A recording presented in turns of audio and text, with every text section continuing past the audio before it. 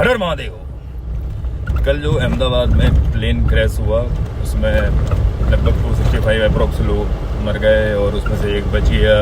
उस पर हॉस्टल में भी वो प्लेन गिरा, उस पर भी बताते हैं 20 से 25 लोग मरे। उनके सब मृतकों और सबके परिवारजनों के लिए मैं शोक व्यक्त करता हूँ।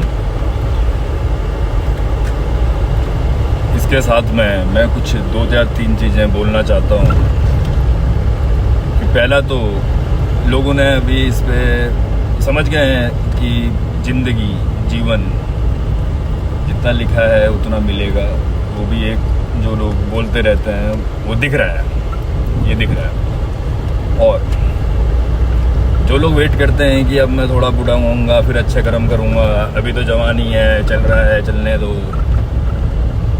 मर गए जवानी में, अब क्या, अब नेक्स्ट क्या, इसके आगे क्या। ये जीवन एक बार मिलता है, तो जीवन में मौत एक सत्य है और वो कभी भी आ सकती है। उसके मल्टीपल एग्जाम्पल भगवान ने दिखा दिए हैं, तो उसका कोई वो नहीं, उसको कोई रोक नहीं सकता। सिंपल सी बात ये है।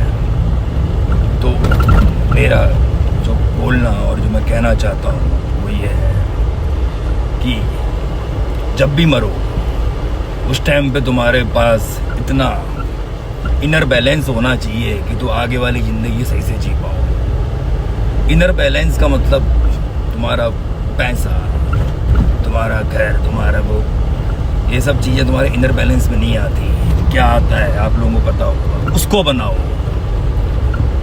वो सब यहीं रह जाएगा, बाकी जो तुमने जो बनाते हैं लोग, ठीक है। लेकिन जो मैं बोलना चाहता हूँ वो ये इनर, जो तुम्हारे साथ जाएगा और जो तुम्हें दिखाएगा अगला रास्ता, जो तुम्हें लेके जाएगा अच्छे कर्म में। इसके लिए अपने कर्म को अपनी पूजा समझ के करो। दूसरों को के बारे में ना निंदा ना गलत, हो पाए तो सही, ना हो पाए तो कुछ नहीं।